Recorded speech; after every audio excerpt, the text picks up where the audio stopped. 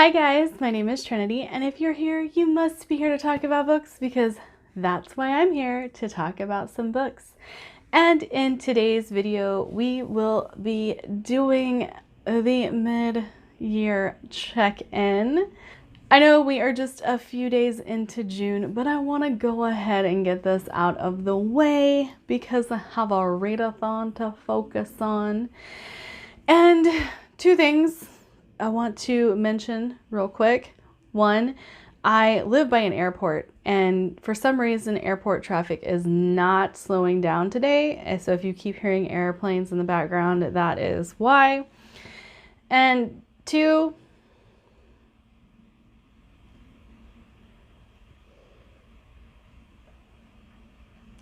there's a doggy who has decided that he needs to hang out with me.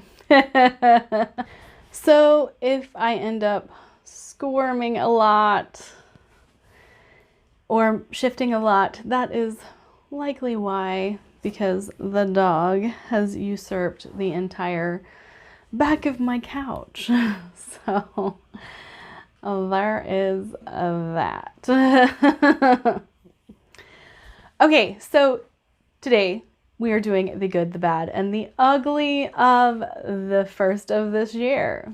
All of those good things, all of that business.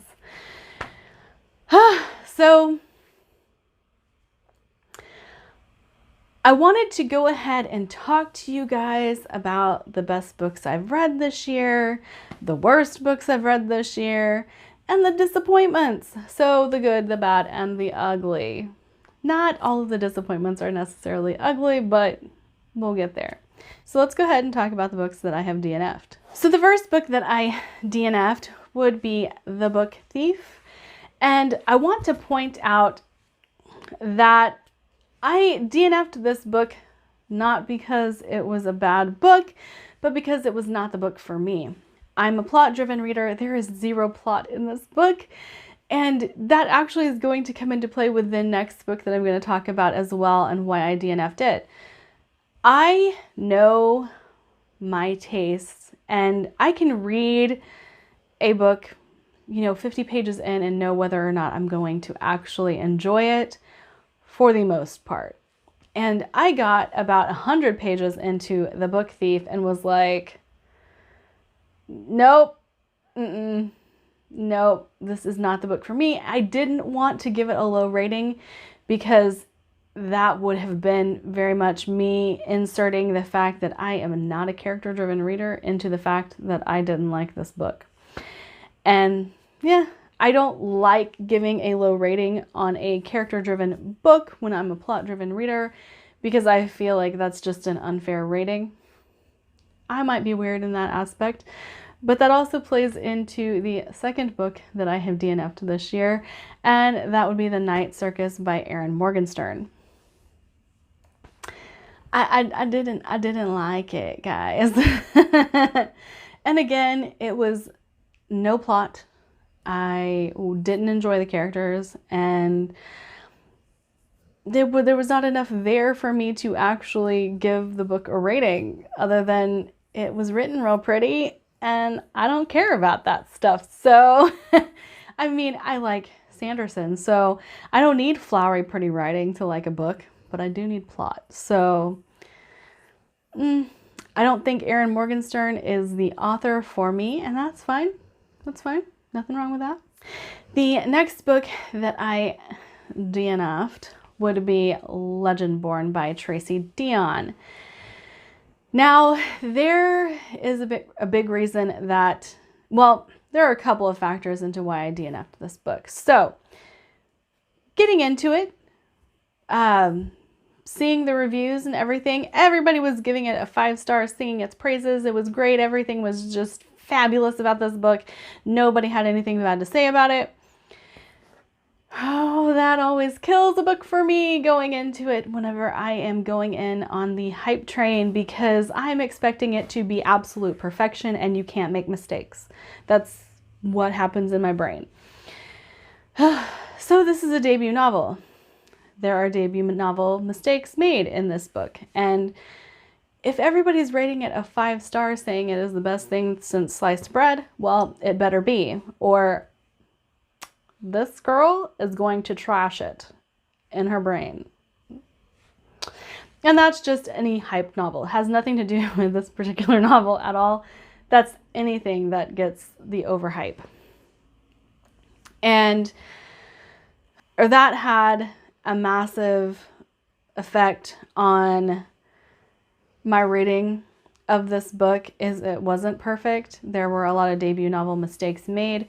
The ties to Arthur and the court were not good, and the magic was not well explained. There were things that were quite irritating about some of the characters in this book without giving spoilers. I didn't like the main character. She was depressed and grieving, and that's what a lot of the book focused on. And I want to point out, this is a statement I have made before, probably a statement I will make again. I like dark novels. I don't like depressing novels. So there's a distinction there. And I just got sad reading it. And so it could have been the time in my life that I read it as well. If you guys don't know, my little doggy, he died at the beginning of the year, and I found him in the hallway. So it was very devastating for me.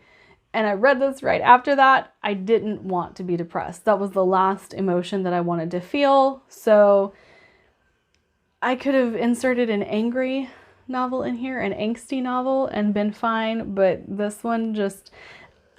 But the reviews that I have heard since my review released have also not been good. And once the hype wore off, I think a lot of people saw the same flaws that I did, because they've said a lot of the same things that I have about this book. So I don't know that it's a series that I'm going to go back to. However, I have heard a lot of people say that even though they rated the book a 3, that they'd like to continue because of the way the story ended. I can't vouch for that because I did not finish it. So something to keep in mind. I don't know what else to say about that book, other than I just really didn't care for it. Ooh, one that hurts my heart a little bit. The Black Coast by Mike Brooks. So this is a debut fantasy novel, and when I saw the description for it on NetGalley, I was so excited because it sounded like my favorite author, Mr. Anthony Ryan. I always point to his books back here, which I know I put an image up so you can't see the books anyway, but it sounded very much like an Anthony Ryan novel, and I was so excited, so excited for it. And then I started reading it. And I'm not going to say that this book is poorly written at all, because wow, did this man go bold for a debut novel. Everyone speaks in third person. That is a pet peeve of mine, and I can't stand it. And to read an entire book with that being the case, my brain just couldn't handle it, and I didn't like it. And so, however, I do want to say, for what I read, which was like 150 pages, the writing was really good, but I couldn't get past the people speaking in third person. Now, if you are the type of person who that wouldn't bother, go for it, because I think the cultural aspects are well worth it. I think the fantasy elements are well worth it. And it's a pet peeve, and I don't like it. I don't know what else to say about that. So for my Pop Sugar challenge, there was a challenge to read a book with Heart, Diamond, Spade, Club on the cover. And I chose to read Ace of Shades by Amanda Foody. I chose this to kind of immerse myself in the gangster aspect of the book and see if I would actually like it, as a precursor to possibly reading Jade City. I didn't like it. And I really don't think I'm going to like Jade City, so I haven't picked it up. And let me also talk about that for just a minute, because I have people always telling me I need to read Jade City. I'm not a character-driven reader. I don't like family dynamics in books, or I don't like reading about the normalcy of family dynamics in books. I have no care for gangster aspect of the novel, the mobster thing. Nope. It's slow-paced, and I hate slow-paced novels. So I really just don't think I'm going to like it. And there's nothing wrong with everybody else liking it and not me. There's no reason for like anybody to be mad at me because I don't like those things in books, and that's what Jade City is. So I'm not likely to pick it up. All right, Shaman's Crossing by Robin Hobb. Very character-driven, very atmospheric. Very much why I didn't like Assassin's Apprentice to the nth degree. This is actually very low rated on Goodreads, so I think that there's probably a lot of people who will agree with me on this, but it was boring. It was pretty boring. And the final book that I have DNF'd that I want to talk about is Fly Away by Kathleen Jennings. So this is a very short gothic novel, and it was not appealing to me. I love gothic horror. Love it so much. But I didn't like this one, and I couldn't connect with the story, couldn't connect with the characters, and it's such a short book that I was like, why am I even still trying? Because like, you don't have much time to get my attention in the first place. Now, it is very pretty. So the cover's pretty, the writing is pretty. If you like that kind of thing, then maybe you'll like this one, but I couldn't bring myself to finish it, even though it was so short. Okay, we talked about the DNFs. Let's talk about the disappointments. So the one that I have to throw in here that was my biggest disappointment of the year thus far was my most anticipated read of the year, aside from The Pariah by Anthony Ryan, and that would be The Shadow of the Gods by John Gwynne. If you guys saw my last wrap up, then you will know that there were a lot of things about this book that I didn't like. And while it's still a well-written novel, I was thoroughly disappointed because there were so many aspects of the book that I did not enjoy that I ended up giving it a 3.5. Like, it's not bad. I didn't DNF it, but it's not great, and I was expecting it to be great. John Gwynne's writing has improved, but there were a lot of critiques that he let lead him in a different direction for this book that I didn't think was necessary, and actually made me not like the book, or not like it as much as the rest of them. And I don't think I'll continue with the series because the things that annoyed me really annoyed me. So that is probably my biggest disappointment. Next would be The Crown of Gilded Bones by Jennifer L. Armentrout. This is the third book in the From Blood and Ash series. And everything that we have come to love about Poppy and Hawke's relationship is null and void in this third book as they try to appease each other. And it did not make for an interesting story. It did not make for interesting character dynamics. The plot was a little flat as well, because we kind of know from the second book where we're going, and it took too long to get there. And so while I did still enjoy this book, it was still at the lower end of a 3.5. And I loved From Blood and Ash. I loved the second book, Kingdom of Flesh and Fire.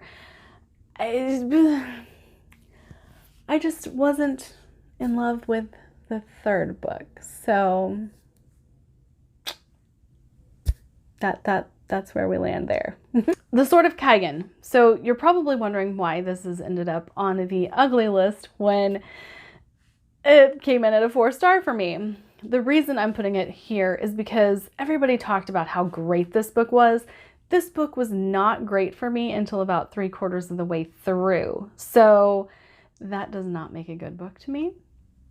Even though I rated it a 4-star in the end, it took way too long for it to become a great story. Way too long. And I was expecting to be blown away by this story. So many people have rated it a 5-star. I don't get how you can rate a book like that a 5-star when the first part is very boring and then it leads into an okay war and then things come together. So I guess people read books differently, and that is a matter of opinion, and that's my opinion. Is I didn't like this book until about 3/4 of the way through. I did keep reading though because I really wanted to know what all the hype was about. So there's that. Crescent City, The House of Earth and Blood by Sarah J. Maas. Now, all of my friends love Sarah J. Maas, and I've read Crescent City, House of Earth and Blood by Sarah J. Maas, and it was okay. Like, I don't get the hype. I might pick up ACOTAR because there's so many of my friends have said, okay, you didn't like that one, you should really read this, and I don't know. My introduction to Sarah J. Maas wasn't great, and I've watched Alan's videos reading ACOTAR, and oh my. I know his criticisms are harsh, but they're hilarious, and I think the problems that he has picked out would be problems I would also pick out, so I'm kind of like, oh, okay. But yeah, I was not impressed, and I feel like she's been writing for a really long time. This book should have been impressive, and it was a drudge. And the last and final book on the ugly would be The Blood Mirror. It's right back there, right there, by Brent Weeks. So if you guys don't know, I think I actually even mentioned this previously in this video. Second favorite series of all time. These are my 2 favorite authors right here. Anthony Ryan, Brent Weeks. I hated that book. I hated it. I was so mad at it. Oh my gosh. I still ended up giving it a 3-star because it was for one plot line. One plot line just made me so angry and so done with this series. Oh, I hated it. I hated it so much. The Blood Mirror is just... Why, Brent Weeks? Why?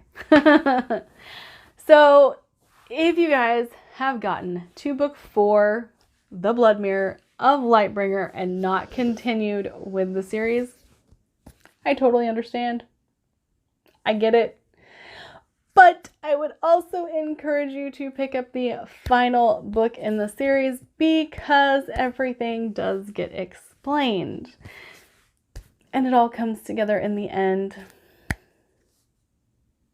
But the blood mirror, oh man, that was bad. I was so mad. I can look back on it and appreciate it now, but didn't like it then. All right, let's get into some of my 5-star reads. Spoiler alert by Olivia Jade. Loved this book so much. It was so fun. It was so cute. The fandom aspects of the novel were perfection. I'm a fan fiction writer. This book is about a fan fiction writer, so I had all of the personal feels to go along with this book. The girl is heavy set. I am heavy set, so I had a lot of the personal feels with that aspect of the book. The romance is cute. So I was totally on board with it. There is a little bit of deception involved, but it works out that in a way that it's satisfying and it's still really cute. Winter's Orbit by Everina Maxwell. Again, this was a cute romance and I loved it. I loved it so much. This is a sci-fi book set in a place where these two planets are trying to come together to form an alliance, and there are people who want to stop this alliance from happening. And one of our main characters is engaged at the beginning of the book, and then his partner is killed. And so to make this arrangement, this arranged marriage, this political alliance happen, the cousin of the guy who was engaged to the other guy fills his spot, and they try to make this alliance work. They try to make a relationship work, which is the cutest thing. It's so adorable. I love it. There is trauma involved with one of the partners in this relationship, and also it is not a thing to be gay in this realm. They have no issue partnering a male with another male, and nobody thinks anything about it. So that was also wonderful to read. I love the characters in this book though. All right, and I just talked about this book, but The Burning White by Brent Weeks. Yes, I was angry at the Blood Mirror, completely just put off to the whole series after the Blood Mirror. But The Burning White brings it all together, wraps it up into such a pretty package that I could not help but absolutely love every single page of The Burning White. It was so good. And where our characters end up is fantastic. Where our characters thought they were going and thought they were going to be and what they actually became. That was very satisfying, and I loved this series so much, and this was the best conclusion that I could think of, and that I'm glad Brent Weeks thought of for this series and the way everything wraps up. The Bone Maker by Sarah Beth Durst. Now, this I didn't rate a 5-star, however, I loved this book. Loved it. And the reason I didn't rate it a 5-star is the writing wasn't quite what I'm used to from a fantasy novel, from an adult fantasy novel. But the story was really good. And the characters were also really good. The magic was very interesting. It was just not quite as elevated as what I'm used to. I guess that's what I should say. But I loved it. And this is a story about a woman whose husband dies in battle, and she becomes a recluse. She loses almost her entire company except for 5 of them. And in this war that they win, they end up winning. And the devastation of losing her husband is too much for her, and she steals his body. And the reason it's called the Bone Maker is she uses bone magic to resurrect her husband. And this is her story of trying to get her husband back for good and enlisting the help of the warriors that fought at her side during this war. So very, very good. Very good. Golden Sun by Pierce Brown. Again, I hate Red Rising, love Golden Sun. So good. Reading Morning Star. I really thought that people were crazy for liking Red Rising, which, you know, it is what it is. Everybody likes what they like, doesn't like what they don't like. You say that's just going to be how it is for the entirety of mankind.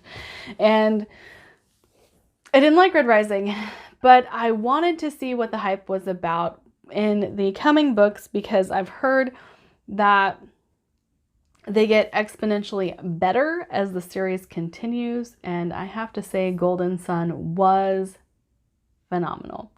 Fantastic.